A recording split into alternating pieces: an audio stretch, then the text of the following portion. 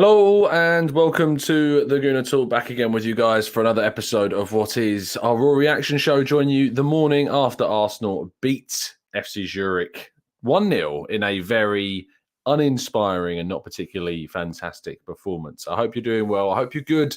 I hope you've had a fantastic week thus far. We're going to be talking all about the game and more with your comments and thoughts and feelings as well. So make sure you drop a like on the video. Make sure you subscribe to the channel as well. Just realising this hat's got a massive little bump in it. What's that about? What's that about? Is that even going to be fixed? No, what's this? Got a little bump. I don't know what's going on there. That's ridiculous. You're going to have to deal with it. I'm going to have to deal with a bumpy hat. I've clearly just been like crushing this somewhere. The reason why it's looked so bad.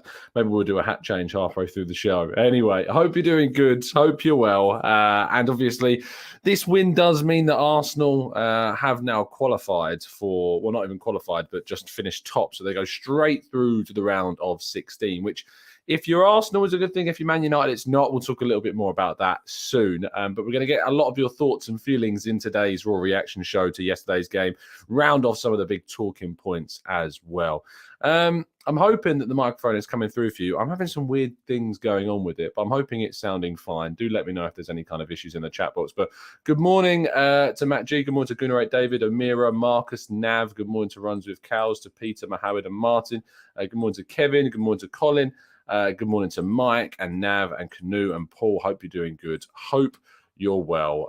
So I'm looking forward to hopefully seeing some positivity. I know it wasn't the best result in the world, but it's what I think we've come to expect mainly from this Arsenal team in the Europa League when they make significant changes. We're always going to have this problem. You know, we're always going to be in a situation where you've got this starting lineup. You're in a situation where this team is flourishing and playing fast and free-flowing football.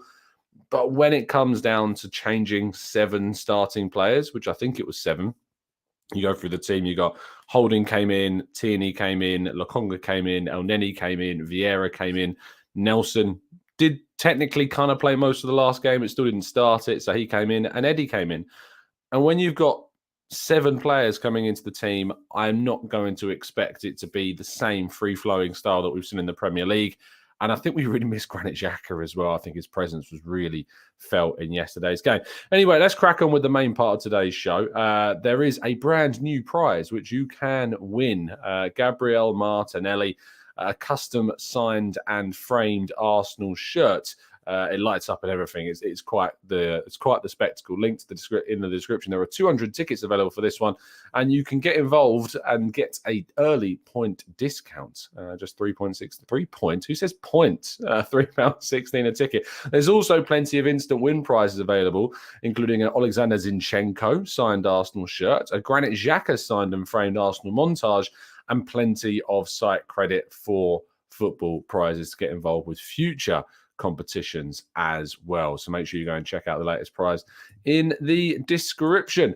So Arsenal winning 1-0. It wasn't pretty, but we got the job done. And that's the most important thing in these games, because sometimes performances aren't always going to carry you through certain fixtures, and you're going to have to rely on a little bit of luck and a few good performances to carry you to that point. And I tell you what, FC Zurich were a different side entirely to the team that I saw play when we watched them play in St. Gallen in Switzerland. Yes, they caused us some problems there, and we had to really force our way to a 2-1 win. But this was a Zurich side with motivation. It was a Zurich side that came in knowing that a result would get them through, and would get them through to the Europa Conference League, because PSV, of course, beat Buda Glimt and didn't have anywhere near seemingly as many issues as we had when we went to Norway. We had to get the job done, and it was as simple as that, and we managed to do that. So 100% record with me in the press box indeed, Marcus. If I'm there in the Emirates home ground, we are doing well. Now, I was at the game in the press box for the Southampton, so I don't have a 100% winning record, but we are still unbeaten, which is certainly a good case in point to have, certainly for this season anyway. Kieran Tierney was the only goal scorer of the game, in which he put in what was an excellent performance, both going forwards and going backwards defensively. Well, when we talk about the injury issues that we sustained throughout the game, it might be occurring at the perfect point in time for him as well. But getting that goal boosted his confidence massively. Huge celebrations from him, considering, you know, this is a game which on paper you would say isn't going to be high up in the minds of many Arsenal fans. It's the one we're going to look back on with any real kind of fondness, but he celebrated his goal as if it was a goal in a North London derby. Clearly, there is a frustration in him. Clearly, he wants to be playing more games, and he knows that if he can show these types of efforts, then that's something that's going to help the team. So fantastic for Kieran Tierney. I love Aaron Ramsdale running to the halfway line as well to celebrate with him. I don't know if any of you caught this, but Ramsdale was actually singing North London Forever in the tunnel prior to the Arsenal lads coming out. Certainly worth going and trying to find if you can on the socials, but that was rather funny as well.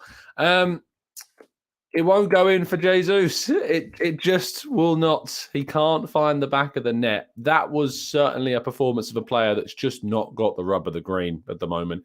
It's the performance of a player that really needs a goal and just can't seemingly find it right now. And that's a huge frustration for him, clearly. And he is reacting to that. And I think his game is starting to be affected by this pressure that is being pushed onto him regarding this need for a goal. Now, when Mikel Arteta was asked about this before the game, he simply said that when he gets 3 assists, I'm not exactly going to complain or adjust too much with his performance.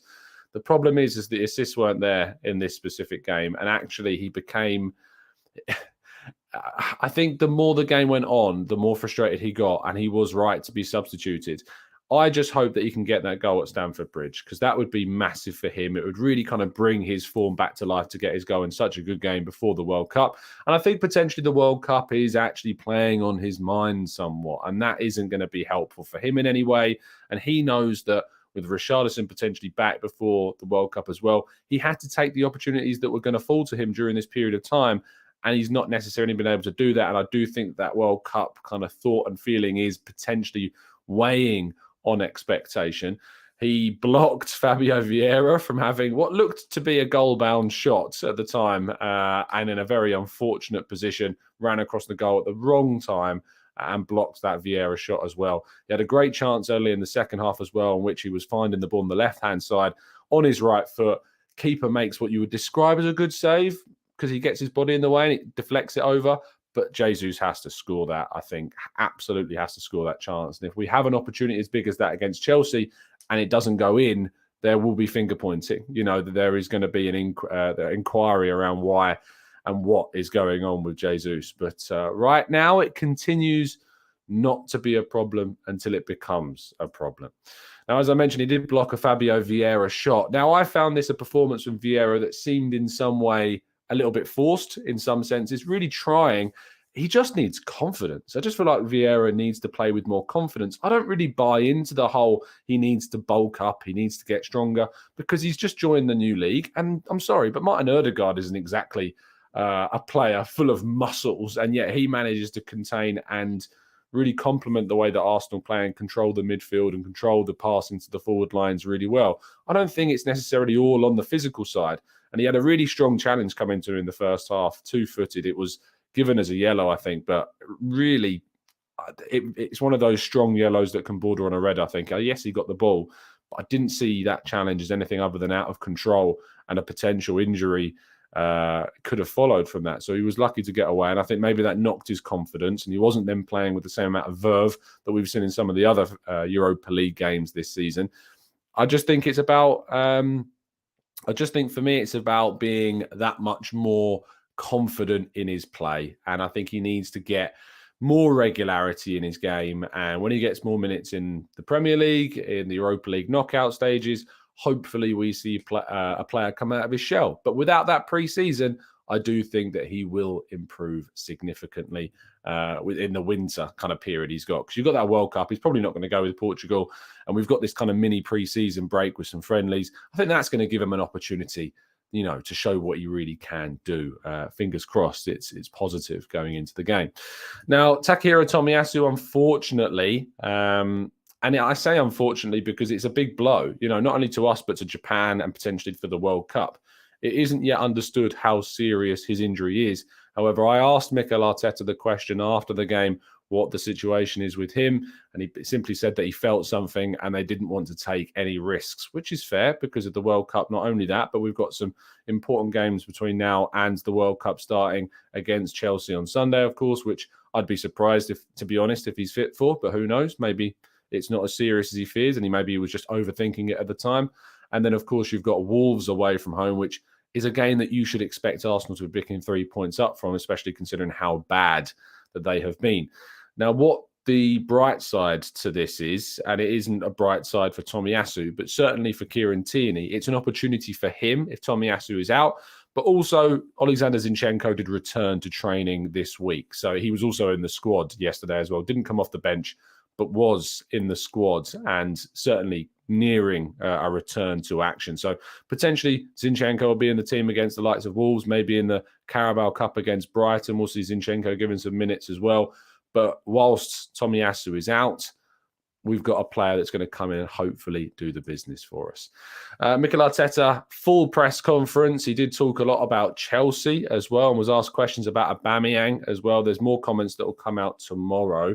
But specifically talking about what kind of Chelsea bring, he knows what to expect from them. He says that they've been consistent. I mean, consistently poor is what I would describe them as. He was being as coy as possible on the Aubameyang situation and avoided any potential dramas, avoided being drawn on any potential interesting questions around the forward. I'm sure that you've read through the press conference. You can read that online. It's available at Football London as well. But yeah, it was an interesting presser in which he seemed confident and dismissive of some questions. He was asked about Gerard Piqué's retirement. And I don't know if you watched it back on the video, but he didn't even know that he'd retired at the point. And the question kind of caught him off guard as well. And he talked about, obviously, in the end, about how good Piqué was and what he's brought to the game and stuff. But yeah, look, I think that questions like that, when they come out of nowhere, they're more, I think, designed for potentially the pre-match press conferences rather than straight after a game. But no, it was interesting hearing from him. I managed to get the question in about Tomiyasu, which is always a positive to be able to ask a question in the presser, especially about a big topic such as that. And the last thing to talk about before we go to your questions and thoughts and comments in the chat box is that Manchester United finished second after only managing a 1-0 win away at Real Sociedad. This means that they will have to play 2 extra fixtures next season, which is an absolute nightmare for them because you'd imagine they would be going through the cup competitions as well. So when they're going to be able to play those 2 extra games is unknown. They could be going up against the likes of Barcelona, Juventus. They could be going up against some massive clubs in that competition. So very amusing in that sense. I'm not going to spend too much time on it because this is an Arsenal podcast, not here to just laugh at Manchester United, but it's always worth laughing at Manchester United when you get the chance. Anyway, we're going to move to part 2 and your questions right after this.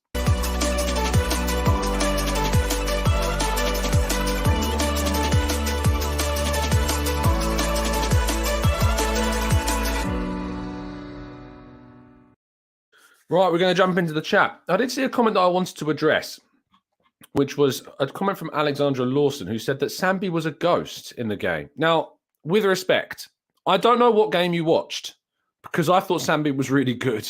I thought in the first half he was quite quiet. We didn't necessarily see the Sambi that I wanted to see playing in that slightly more advanced role. I think it was a bit of a kind of a lingering effect from him playing at 6, like he was playing quite deep. Elneny wasn't the best partner for him as well, quite sideways, not really progressive, and he's obviously coming back from an injury, so it was always going to be a timid display from a player like Elneny. But in the second half, I thought Sambi Lokonga was excellent. I thought he was progressive. I thought his tackling was good. He turned over possession well. He switched the play well. And when Partey came on, his game stepped up even more. He hasn't played that role, and that is the role that I want to see him play more in. But he's been playing so long in the deep position, it is going to take some time before, that kind of shift to the number 6 role, or the number 8 role, sees more from him. Elneny coming back is really good for Sambi because it means that he can rotate with Xhaka when we need to. He can come on for Xhaka. He can come on and play next to Partey or next to Elneny. And I really thought that it was a performance in the second half specifically that showed Sambi being the player that we think he could be. I don't know what it is, but there seems to be kind of this growing block mentally with a fair few Arsenal fans around Sambi and his performances, almost as if kind of they've checked out of Sambi Lokonga and they're never going to see him given the time of day. I think that's wrong to do that because he's only still 22, 23 years of age. Joined last summer, hasn't been able to get the regular football in his more natural role. I would like to see him probably go on loan next season to get a regular game every single week. But I am concerned that there are Arsenal fans that have already kind of checked out of Sambi Lokonga because obviously they're hoping for us to go and sign a player in midfield. So for that, I think is dangerous. I think it's naive to go in and rule Sambi's future out of the club because I think there's a really strong player in there. But the amount of times that he was able to turn over possession, the amount of times he got back and defended well, the amount of times he was in the final third supporting the attack was strong. He played a box-to-box role. I think we missed Xhaka in terms of his passing specifically. But I really thought that Sambi was good. And I think if you think he was invisible, you didn't notice him in the game, go back and watch the game and watch Sambi's contribution. That's important. Aya says, Tom, and thank you for the donation. I need to be called out for giving up on Nelson. He might not have had a world-class performance, but I loved what I saw. He's forward-thinking. Hey, look, I think Nelson, the ball from Nelson into White was sublime, which obviously led to that first goal and the only goal of the game in the end. He was involved. He was energetic. He tried stuff. It wasn't the same Nelson that we saw on Sunday, but it wasn't a performance that I would actually have a criticism for besides the fact that he could have potentially got more into the game and tried to be a bit more in it. I loved the tackle that he made in the second half. He lost a duel, and when he lost that duel, he got back, he run, got back and got the ball. And I thought that was going to obviously impress Arteta because obviously we all know the meme that came out of the All or Nothing documentary. And when he got that tackle in the second half, that kind of showed the desire that I want to see from my forward players. When that forward player is getting back and getting involved in the defense and you're playing in the front three, that absolutely is going to be the best thing for him. So, brilliant stuff. Let's scroll up a little bit more. Ben says, I thought that Reece was solid and Nelson gave them problems, says Nav. Nelson is a confidence player, says Yomi. Can't disagree. Manu says, Reece learned how to defend from Arne Slot. Trust me on that. Of course, the Feyenoord coach where he spent time on loan last season. Marcus says, over 600 watching, less than 30 likes, so less than 5% conversion. Is that a poor stat, Tom? Come on, give Mr. 8 a.m. some more likes. Less than 30 likes, and there's over 600 of you watching. Come on, guys, let's drop a like on the video and show that support for the early morning effort. Olu says, hey, Tom, thoughts on Arteta saying that we go for a different level of player now in the pre-match conference? We do, and we are aiming for those players, and that is the right mindset. We should be looking to target a level of player that is going to push the needle of quality forwards. That's the most important thing when it comes to Arsenal's transfer policy, is that you bring in a player to take up a slot in the squad that pushes the needle. Now, I've had a conversation or two with a fair number of people about the idea of signing a player in January, signing potentially a more aged player like Zaha, like Trossard. Now, these are both players that I think would add quality to the team. But you've also got to think not just about the needle in terms of quality, but you've also got to think about the number of spots available in a squad. When you sign a player, it takes up one of those slots in the squad. So you need to make sure that what you're filling each slot in the squad with is quality. Mikel Arteta talked ahead of the game where he said he doesn't have 2 11s that he can rotate out because he doesn't have a big enough squad yet. I'd be interested to know if that's something that he's aiming for and wanting, potentially something I might ask in the future.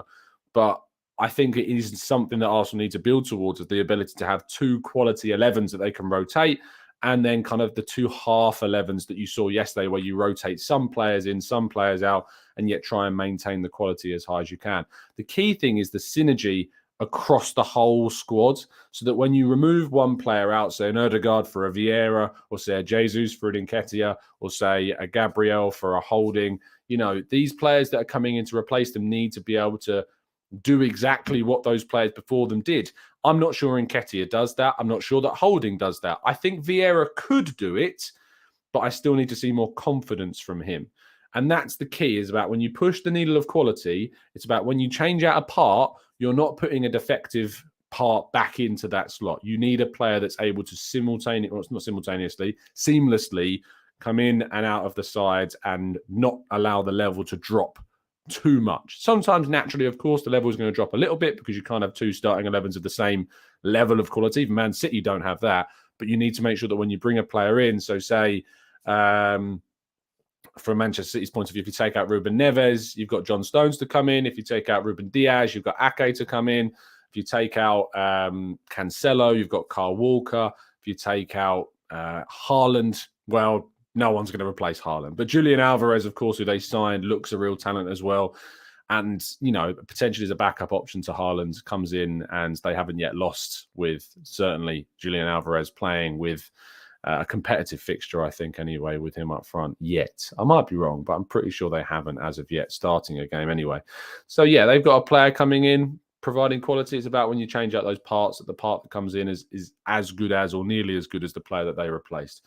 Fuad says, too many fans already think that we have top 4 in the bag. Call it Arsenal PTSD, but I think we need to solidify our squad in January, because I can't see it sustaining it without better quality and strength in depth. Absolutely. There's no debate for me. We need to see an improvement in the depth of this squad, and we know that we can do that with reinforcement in January. PJ says, Tom, please correct me if I'm wrong. We would be possibly having to face Man United if they progress to the last 16. Yes, I'm pretty sure that that's right, because no one can play each other from the same country in the first knockout round, which would technically be the round of 32. But I think in the Europa League round of 16, you can. I don't think you can in the Champions League round of 16, but I think you can in the Europa League round of 16. Don't quote me on that. Certainly worth checking, but that would make sense.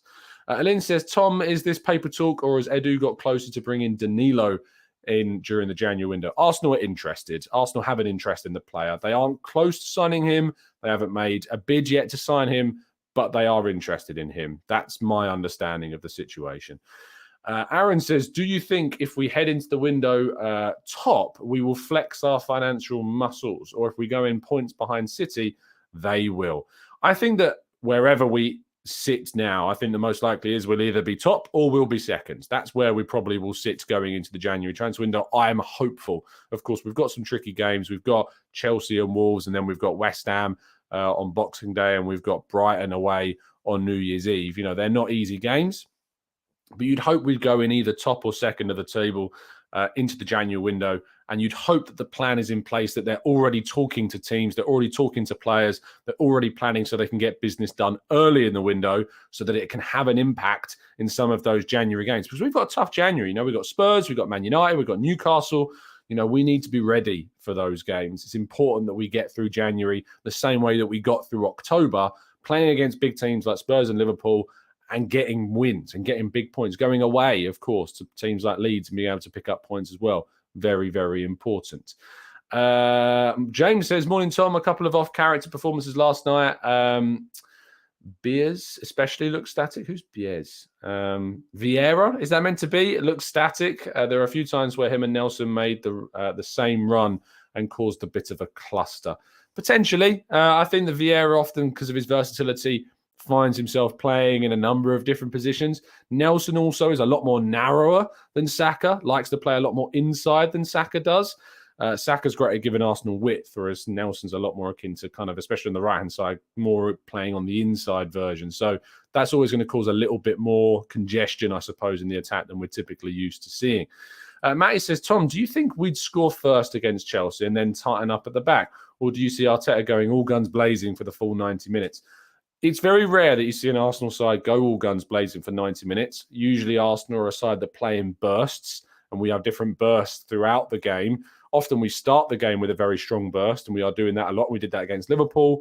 We've done that against Spurs. We've done that against a lot of teams. We've done that at the weekend, against Nottingham Forest. We played very quick and intense to try, and we did it against Southampton. Get an early goal in the game sets you up perfectly. So I imagine that we will start very strong, but there will be dips, and there will be times where Chelsea, being the home team, will have areas or periods of dominance. I will expect that to happen. But they've got a number of injuries now, especially to James and Chilwell, that we need to make sure that we are taking advantage of. They're going to play Cucurella. I imagine that Koulibaly will return, of course, and partner the likes of Thiago Silva in the middle. Maybe Chalobah will play. I imagine Azpilicueta will be right back. But we need to be in a position where we're able to take advantage of that, and we need to start the game strong. So I think we'll have bursts, as we typically do, but I don't think we'll dominate for 90 minutes. I don't think that's an expectation that's realistic. FTL Gooner Craig says, TC, and thank you for the donation. I'm a bit late. Can you start over? Hope you're well, my friend. I can't do that, but I can, of course, say thank you, Craig, for the kind donation. And, of course, for the FTL scarf as well. Spags says, hey, Tom, in regards to goals, I wonder, could the higher work rate or something systemic of Mikel Arteta's style be contributing to the lack of centre-forward goals? Aubameyang's goal record dropped off, and then Lacaz's, now Jesus. Now, the reason why I don't agree with that is because Jesus is getting into a lot of goal-scoring opportunities. He's getting chances. It's not like he's isolated. It's not like he's not getting service.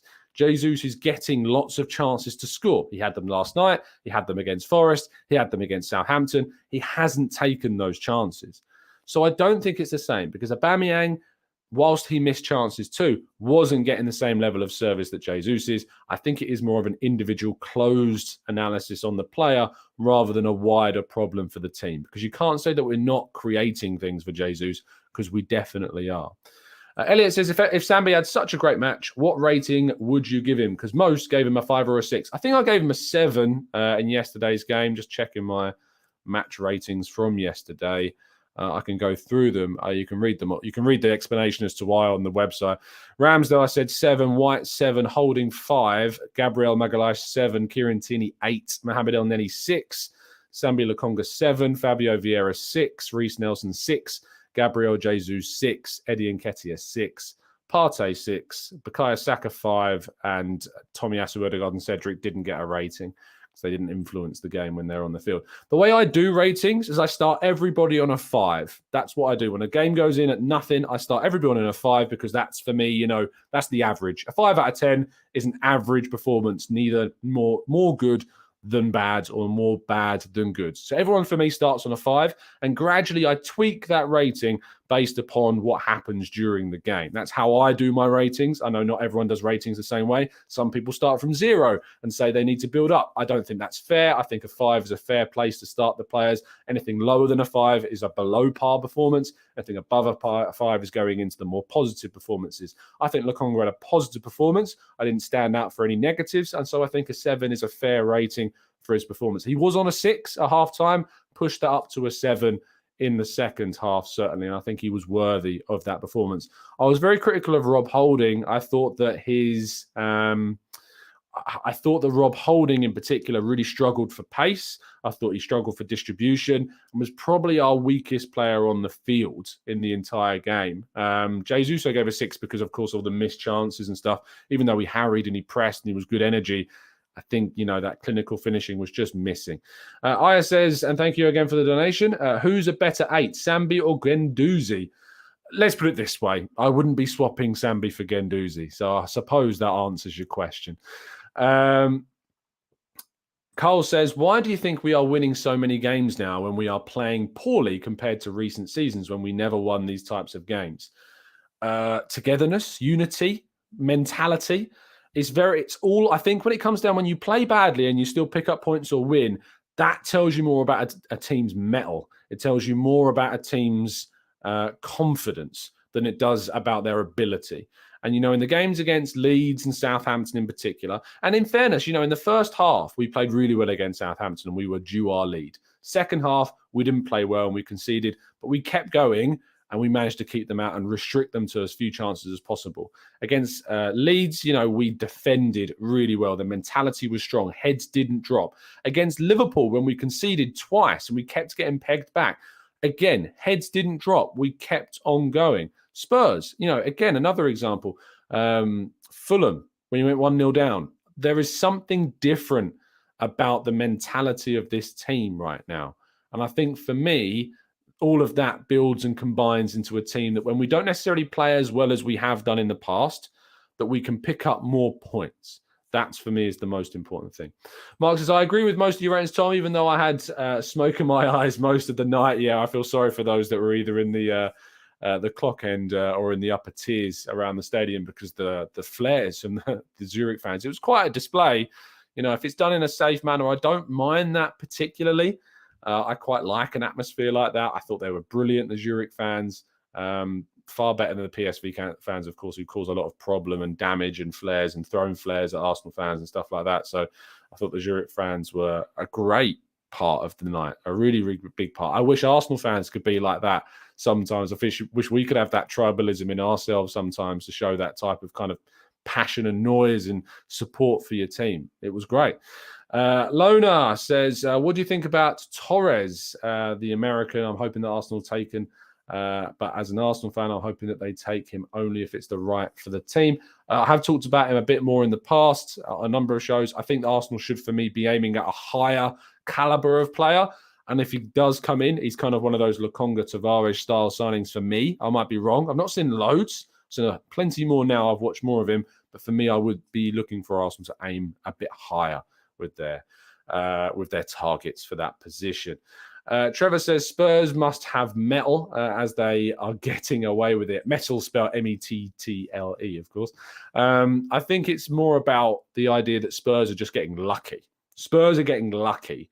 There's a difference between when Arsenal are picking up points against other teams and when we've played badly, and Spurs picking up points against other teams when they play badly.